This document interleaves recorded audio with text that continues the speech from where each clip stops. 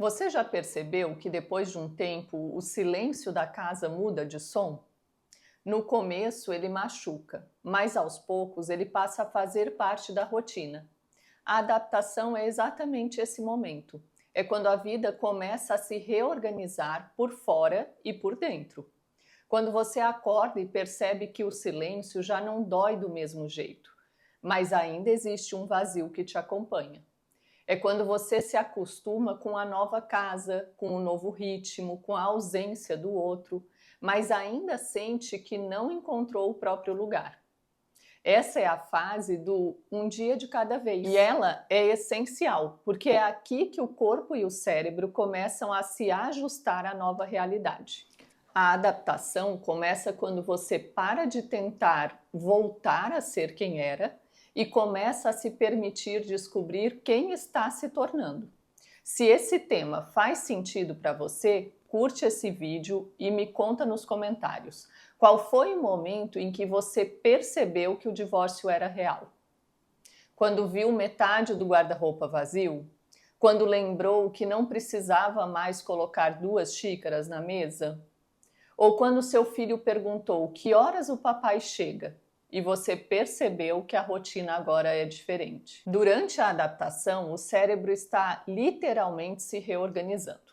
Depois do estresse da separação, o sistema nervoso procura novos padrões, novas rotinas, novas referências de segurança. Por muito tempo, sua mente funcionou dentro de um nós. Agora ela precisa reaprender o eu. E isso leva tempo e repetição. O cérebro precisa da repetição para se sentir seguro. Pequenas ações diárias, acordar no mesmo horário, tomar café com calma, caminhar, arrumar a cama, são como tijolos de estabilidade emocional. Cada rotina que você cria é uma mensagem para o seu corpo. Tá tudo bem, eu tô aqui. Toda vez que você escolhe se cuidar, você ensina para o seu cérebro que o perigo passou. E quanto mais previsibilidade ele encontra, mais o corpo relaxa. Essa fase não é sobre grandes decisões, é sobre presença, sobre dar ao corpo e à mente o tempo que precisam para se reorganizar. Reconstruir não é apagar o passado, é aprender a caminhar com ele de um jeito diferente. Na adaptação, o passado ainda faz parte da sua história, mas deixa de definir o seu presente. Esse é o desafio para não se deixar prender pelo que foi, mas também não se cobrar para já estar bem. Na adaptação, o tempo não cura. O que cura é o que você faz com ele. O tempo sozinho só passa. Mas quando você usa esse tempo para se cuidar, para se conhecer, para se reorganizar emocionalmente, a cura realmente começa. Tem dias em que você se sente forte e grata, e outros em que parece que voltou à estaca zero. Mas isso não é retrocesso, é processo. Pensa numa espiral. Conforme você avança, passa pelos mesmos pontos, mas de um lugar diferente. E aos poucos, o caos começa a fazer sentido e o corpo volta a confiar no futuro. Um dos maiores medos dessa fase é o da solidão. No começo ela pesa, com o tempo ela ensina e depois ela vira um espaço de reencontro. A solidão, aos poucos, vira espaço de encontro com você mesma. É quando o olhar se volta para dentro e o amor próprio deixa de ser uma ideia e vira prática.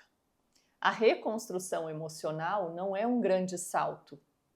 É o som das pequenas coisas voltando a fazer sentido.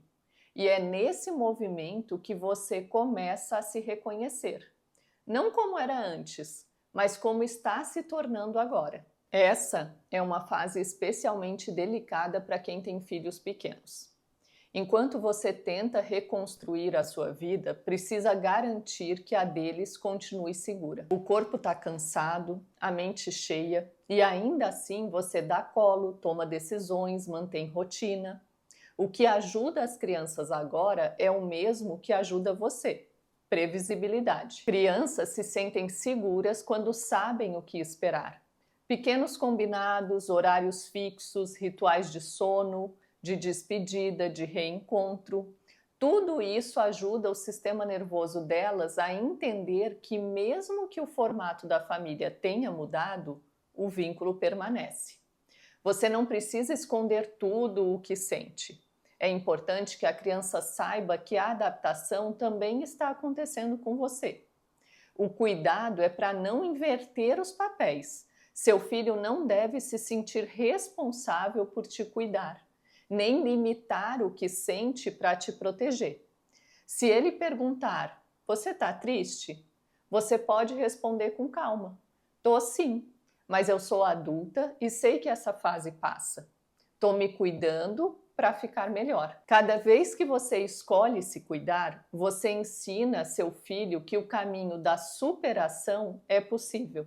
E essa talvez seja a maior herança emocional que você pode deixar. A fase da adaptação exige foco no aqui e agora.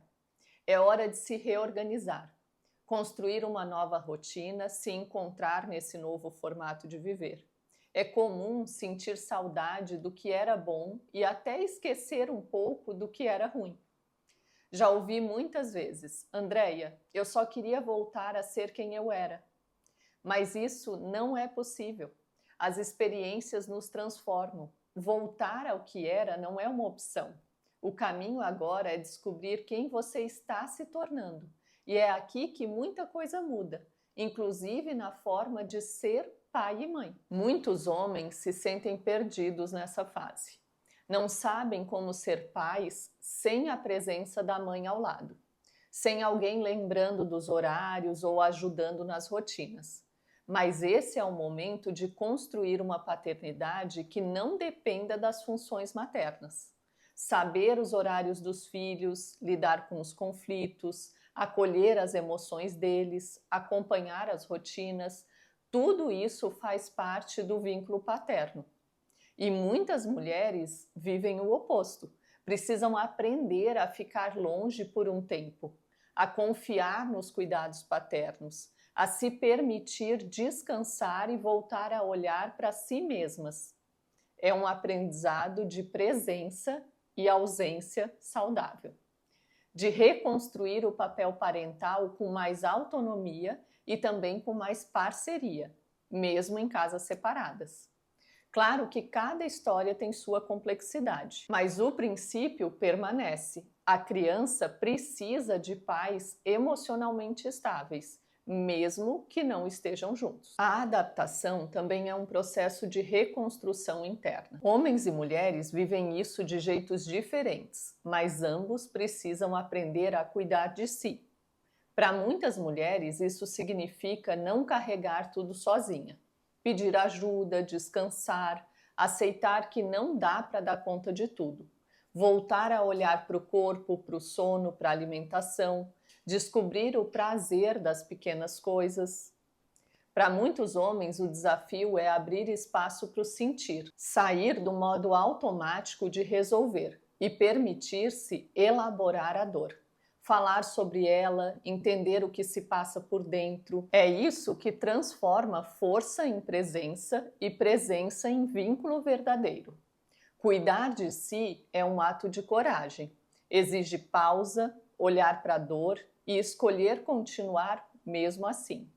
É nessa fase que o externo e o interno começam a conversar. O corpo se reorganiza, o cérebro cria novas conexões e o coração começa aos poucos a reencontrar o ritmo da esperança. Esse é o tempo da reconstrução prática e emocional, quando o autocuidado deixa de ser teoria e vira sobrevivência. E aos poucos, vira vida nova. A adaptação é sobre construir segurança. E segurança se constrói com pequenas escolhas. Evite planos grandiosos. O foco não é fazer mais, é sentir melhor. Coisas simples ajudam. Boa alimentação, sono, movimento, rotina, contato com pessoas que te escutam sem sobrecarregar, escrever sobre o que sente, ouvir músicas que te acalmam, organizar um canto da casa que te traga conforto. Cada gesto de cuidado é uma mensagem para o seu sistema nervoso. Tá tudo bem, eu tô aqui. A dor que se acolhe vira direção. A dor que se evita vira repetição. Quando você se permite sentir, você começa a transformar. E aos poucos, o que era caos ganha forma. O corpo desacelera, a mente volta a confiar e o coração começa a querer recomeçar. Ninguém se adapta do dia para a noite. É um processo vivo, que vai e volta. Vai ter um dia em que você vai acordar bem e outro em que vai parecer que tudo desmoronou. Mas o fato de ainda doer não significa que você voltou atrás. Significa que está cicatrizando. A adaptação é quando o caos começa a fazer sentido e o corpo volta a confiar no futuro. Você percebe que o passado ainda existe, mas já não te domina, e o futuro já não assusta. Essa é a virada silenciosa da cura, quando a vida volta a fazer sentido, um pedacinho de cada vez. Na próxima aula, a gente vai falar sobre seguir em frente, um momento em que o coração começa a olhar para frente e a dor se transforma em aprendizado, presença e liberdade. Te espero lá!